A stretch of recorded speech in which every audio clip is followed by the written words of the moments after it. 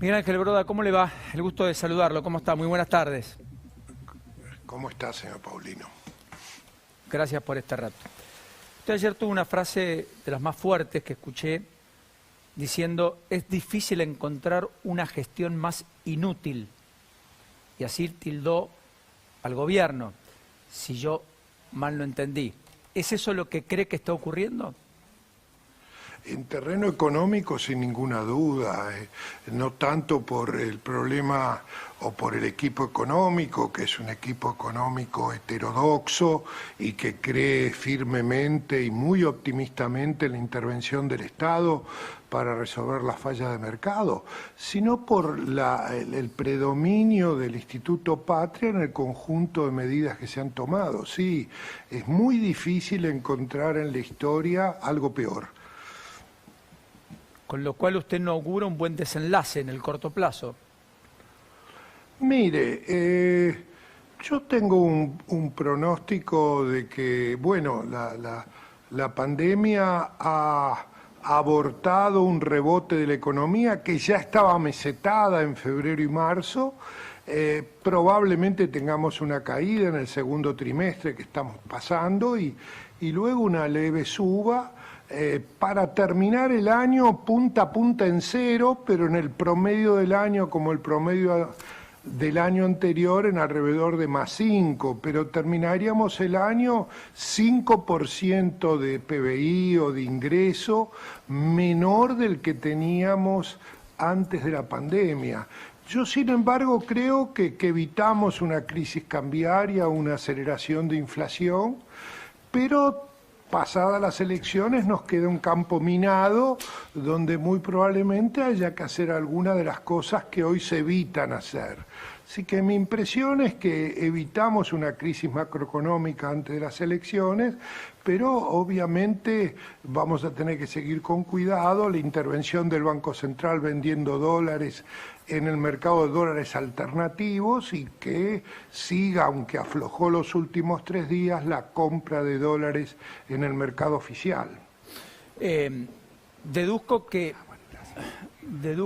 hay, ahora sí, deduzco, Broda, que por lo que usted dice, no imagina una resolución medianamente rápida ni en el acuerdo de facilidades extendidas que el gobierno busca encontrar con el Fondo Monetario Internacional, ni tampoco una resolución, digamos, medianamente sostenible con el Club de París, más allá de patear para adelante los pagos que tenemos de cortísimo plazo.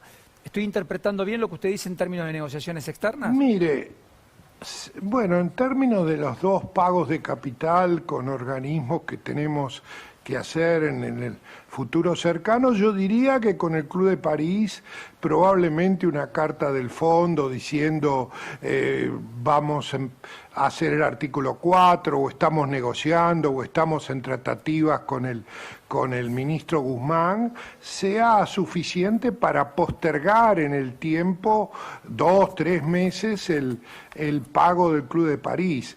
El acuerdo con el fondo no se hace exclusivamente por decisión argentina, o sea, antes del deslizamiento del presidente hacia el Instituto Patria, Argentina iba a un déficit fiscal menor que el del presupuesto, de no más de 3 puntos del PBI, que podían hacer un acuerdo, aunque no sea un acuerdo integral, intertemporal, que es lo que Argentina necesita salir de esta decadencia con un plan de estabilidad y crecimiento, pero ahora lo más probable es, a pesar de que el fondo ha cambiado y toma muy en cuenta los gastos sociales y asistenciales de cualquier programa de estabilidad macro, lo más probable es que se haga después de las elecciones, pero no veo un punto de inflexión. O sea, nosotros no tenemos programa económico, no lo vamos a tener después de las elecciones, probablemente tengamos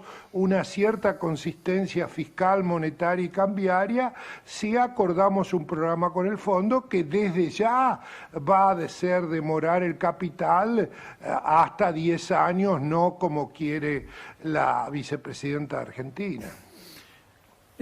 Doctor Broda, en algún momento fue un colega suyo, Carlos Melconian, el que habló de Berretolandia. como que en la Argentina, digamos, el proceso de destrucción de riqueza es bastante continuo, que no hay una reversión, por lo que deduzco de lo que usted está diciendo, está habiendo un proceso de degradación también en continuo. ¿Es eso lo que está observando? Mire, cuando usted tiene que analizar el contexto en el cual se hace la política económica de corto plazo, usted tiene que analizar las tendencias de largo plazo y ahí claramente estamos en un proceso de aceleración de la decadencia. En 1980 teníamos un PBI que hoy, medido en dólares de valor constante, es un tercio. Es dificilísimo en el mundo encontrar un país así. El único parecido es Venezuela, que tiene hoy un PBI per cápita, un ingreso per cápita 10% del que tenía en 1980. Y somos fans de Chávez, Cuba y Maduro. Así que adicionalmente tenemos hace 10 años un estancamiento y una inflación crónica que nos sube la pobreza, la indigencia y que no crea empleo. O sea, recién en el primer trimestre de este año paramos 36 meses seguidos de caída de empleo formal privado, que es el empleo productivo. Así que estamos en presencia de un contexto que yo diría de aceleración de la inflación. La segunda parte de la respuesta es la metodología del trabajo del equipo económico, que lo que trabaja es en función de lo que surge, del síntoma, de la manifestación, o no quiere o no puede hacer un programa integral para descubrir las causas de lo que pasa. Yo no usaría la palabra berretelandia, yo tengo respeto sobre todo la austeridad fiscal y monetaria que tuvimos desde principio de año. Yo tengo un respeto en el equipo económico, al cual conozco poco, que toma en cuenta las restricciones presupuestarias. Pero el populismo dominante en la coalición gobernante, bueno, es de lo peor que podemos encontrar y la llave básica de la decadencia, porque usted puede interpretar la decadencia, empezó en 1930, hay algunos que lo empiezan cuando empezó Perón, otros cuando hubo el plan Helbar y después hubo que hacer el ajuste de las variables nominales llamado Rodrigazo. Pero independiente de cuando usted diga cuándo empezó la decadencia, bueno, el consenso profesional es absolutamente mayoritario sobre la aceleración de la decadencia y la caída de todos los indicadores sociales. O sea, yo no me animaría a decir que es berretelandia, pero el contexto claramente es un contexto muy preocupante, donde si sube la lechuga nos preocupamos de que baje el precio de la lechuga, sube el precio de la carne y cortamos la exportación de carne. Esto no sucede en ninguna parte del mundo. O sea, usted imagínese, Paulino, que tiene la dirección de La Nación Más y le dice, mire, quiero aumentarle el sueldo. No, por favor, no me aumente, bájeme el sueldo. Bueno, eso es lo que estamos diciendo cuando estamos prohibiendo las exportaciones. O sea, es muy difícil, aún dentro, y no lo soy,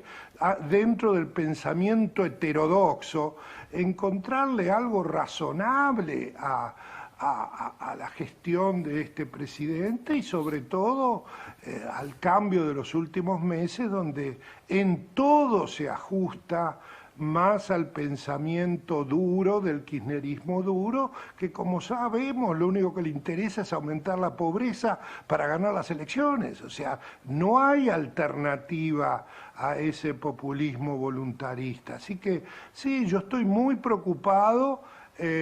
¿Por qué? Porque acá dejan el campo minado para después de las elecciones, como lo dejó Axel Kicillof. pero este gobierno tiene 2 años más de gobierno, o sea, no le dejan el campo minado al próximo gobierno. Van a tener que hacer algo ellos para llegar al 23, donde el PBI del 23 va a ser menor que el del 19, sin ninguna duda. Yo simplemente doy un ejemplo. El PBI potencial o potencial de Argentina, a la salida de la convertibilidad era 3,5-4% por año de incremento del PBI. Hoy, dada la huida de inversores, la huida de inversión extranjera, los planes sociales que desalientan buscar trabajo y las trabas a la competitividad que no aumentan la productividad, yo diría que la tendencia de crecimiento de mediano plazo de Argentina no es más de 1,5 por año. Esto es trágico, Paulino. Sí, ciertamente. Miguel Ángel, deme un minuto porque usted hizo alusión al tema carne. Hoy se establecieron desde el gobierno, se fijaron los nuevos precios de referencia para exportar, etcétera. Yo quiero con Javier Lanari compartir algunos datos para después tener una reflexión suya sobre este tema y poder seguir conversando de otros aspectos. Javier. Paulino, la carne empezó a llegar con nuevos aumentos, es lo que están diciendo las carnicerías y todos los vendedores, aumentos que llegan hasta el 14%. Y acá elaboramos una placa para ver 2 hileras de precios. Por un lado, la carne que tiene el acuerdo con el gobierno, la hilera derecha, el acuerdo es por 8.000 toneladas. 8.000 toneladas, para que tengan una idea, equivalen al 4% del consumo mensual de los argentinos, que se ubica en torno a los 200.000 toneladas. Y en la hilera izquierda tienen los valores con los cuales se está vendiendo ahora, hoy la carne, el efecto boomerang, ¿no? Porque las exportaciones de carne que buscaban bajar los precios finalmente lograron el efecto contrario, los precios subieron. Veamos, el asado hoy se consigue en las principales carnicerías y supermercados de la ciudad de Buenos Aires y alrededores a 800 pesos el kilo, el vacío a 1.200 pesos, el matambre a 1.100, la tapa de asado a 800 pesos, la bola de lomo a 850. ¿Por qué ponemos estos cortes? Porque son los más populares y son los que están dentro del acuerdo de precios con el gobierno. Y veamos la diferencia que hay con los del acuerdo.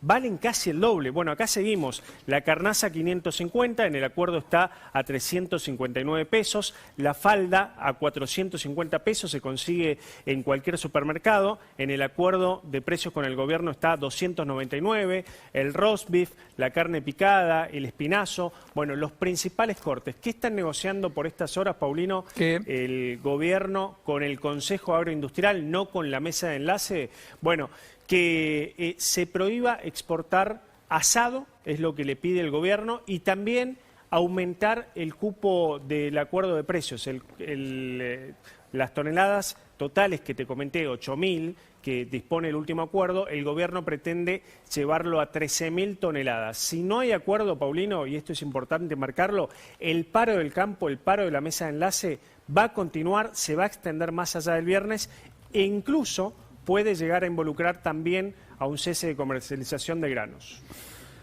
Qué complejo, ¿no? Porque además todo esto se da, Miguel Ángel Broda, con un aumento en lo que va de mayo, en las primeras 2 semanas en el rubro alimentos, en promedio del 2,8%, según han relevado muchos, con lo cual no solo no hay una tendencia a desacelerar el alza de precios, sino que se mantienen niveles muy altos y golpeando a los sectores más postergados de la sociedad, ¿no es cierto? Mire, el impuesto inflacionario es el más regresivo de todos los impuestos. Los pagan básicamente los pobres y los que no pueden cubrirse. En ese sentido nosotros esperamos una leve baja de la inflación, digamos a 3 por mes, pero después de las elecciones, cuando tengamos que corregir el atraso cambiario, o los precios máximos, o los precios controlados y pisados, sobre todo las tarifas, bueno, la inflación correctiva va a hacer subir la tasa esperada de inflación. Pero déjeme decirle algo antes de responder a su pregunta de la carne. Argentina tiene un problema muy importante, que tiene una restricción externa que le obliga a tener un superávit comercial cuantioso. Es inentendible para cualquier profesional del mundo que usted tiene que tener más exportaciones y al mismo tiempo pone cupos, prohíbe, pone requisitos previos. Sí, limita, obtura. Requisitos previos para exportar. O sea, estamos en presencia del mundo al revés. O sea, en el caso de la carne, ya lo vimos. O sea, nosotros destruimos 10 o 15 mil millones de cabezas, que tenemos 55 mil más o menos, 55 millones de Correcto. cabezas, destruimos 10 o 15 millones cuando tuvimos algo parecido. Pero acá sucede algo no común. En todos los bienes que requieren largo periodo de producción, cuando usted traba o controla el precio, impide exportar, usted inicia un ciclo del ternero hasta el novillo de 3 años, en el cual a los 3 años disminuye la oferta de carne y sube mucho más el precio de la carne de lo que hubiera subido si el Estado no hubiera intervenido. Pero ahora tenemos un problema mayor, porque como venimos de conflicto en conflicto y de intervención y de creciente del Estado con presión tributaria creciendo, el campo dice, bueno, no vendo nada. Entonces tenemos los dos efectos, tenemos el efecto de la suba de corto plazo y el efecto de la suba de largo plazo, que después de 2 años y medio, 3, sin duda viene. Así que estamos en realidad escupiendo para arriba, es inentendible. O sea, hay muchos países del mundo que exportan alimentos. Hay muchos países del mundo que exportan alimentos y tienen inflación entre 1 y 4%. O sea que los precios de los alimentos no condicionan la tasa de inflación, que es un fenómeno macro y no micro. Pero hay muy poquitos países del mundo que lo que queremos y necesitamos, que son los dólares, decimos no lo conseguimos. O sea, es la verdad una locura pensar que la mesa de los argentinos, la pobreza, el nivel de vida, va a estar mejor prohibiendo la carne o cualquier otra cosa que podamos prohibir. Y tenemos la suerte que la soja no se come, sino el boom de la soja, que nos da más de 10.000 millones de dólares este año, que da más de 800.000 millones de pesos de recaudación de retenciones, tampoco lo tendríamos. O sea, estamos en presencia de decisiones que muchas veces no controla el Ministerio de Economía. O sea, Guzmán no fue consultado por la carne, ¿ok? Guzmán quería subir tarifa, Guzmán quería sacar a Basualdo. Basualdo está, las tarifas subieron 9 y no van a subir más en el resto del año. O sea, tenemos una diáspora de posiciones encontradas en la coalición oficialista con una hegemonía y un predominio notable de las ideas kirchneristas. Broda, por último, y hablando de esto, hoy hubo una proclama, la del 25 de mayo, primero la salud y la vida, después la deuda, dice el título. El presente y el futuro están en juego, y ahí hablan de las cuestiones que entienden un sector y un colectivo que respalda al gobierno deberían ser el eje de la negociación con los organismos internacionales de créditos por parte del gobierno argentino. Y entonces plantea, entre otras cuestiones, en esta proclama, que es vasta, que es extensa, que firman diferentes personalidades muy afines al gobierno, que encabeza Fernanda Vallejos, casi como pluma, pero está Pablo Moyano, Raúl Zaffaroni, Héctor Daer, Hugo Yasky, Pablo Micheli, Guillermo Moretti, Andrés Gallardo, María Teresa García, Gildo Infran, Amado Boudou, etcétera, solo por citar algunos. La idea de que hay que negociar desde un lugar distinto. La deuda no es para pagarla ahora. Primero la salud, luego la vida, o que conlleva la vida, y la deuda en algún momento. ¿Qué entiende que están queriendo decir o qué creen que están viendo y observando y qué le están pidiendo al gobierno además? Paulinho, yo la proclama que salió hoy no la leí. Leí la proclama que con todos esos firmantes y muchísimos economistas de los cuales no leí nunca nada y me paso la vida leyendo para tratar de aprender teoría, a ver cómo se puede usar para entender mejor lo que pasa en Argentina. Es una proclama demencial. 2 comentarios nada más. Primero, los países que hicieron la peor la peor política sanitaria, o sea que tienen más muertos por habitante, más contagios por habitante, son también lo que más sufrió la economía, así que no hay una sustitución de salud por economía, es un horror. Los mejores países que atacaron la política sanitaria son los que mejor trabajo, mejor economía tienen o han perdido menos. El segundo problema es muy importante y ahí claramente lo que voy a decir probablemente tiene divergencias importantes en el consenso de la población, de la profesión. Mire, cuando antes de las PASO del 2018, el actual gobierno usó como bandera no hay que pagar y eligió un maestro que lo único que escribió en su vida es sobre cómo no pagar la deuda. Nosotros teníamos una posición solvente, con bajo superávit primario podíamos pagar la deuda. Ahora cuando le dijimos al mundo, no la vamos a pagar y la vamos a reestructurar, nadie se animó a prestarnos nada. Y si usted tiene un ingreso de 1.000 y una deuda de 10 y nadie le presta 10, por más bajita que sea la deuda, usted va al default y tiene que reestructurar la deuda. O sea, cuando uno dice la deuda es impagable, está produciendo el efecto contrario de lo que busca.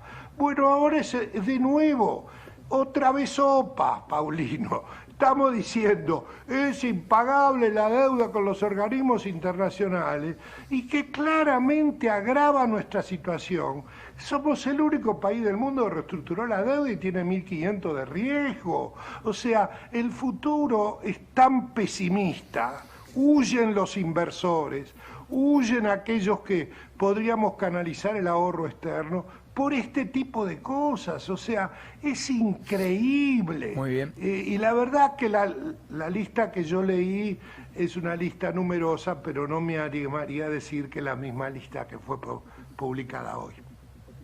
Le mando un enorme abrazo, Miguel Ángel Borda. Gracias por este ratito para con nosotros. Muy generoso. Adiós y éxito. Muy gentil. Hacemos la pausa.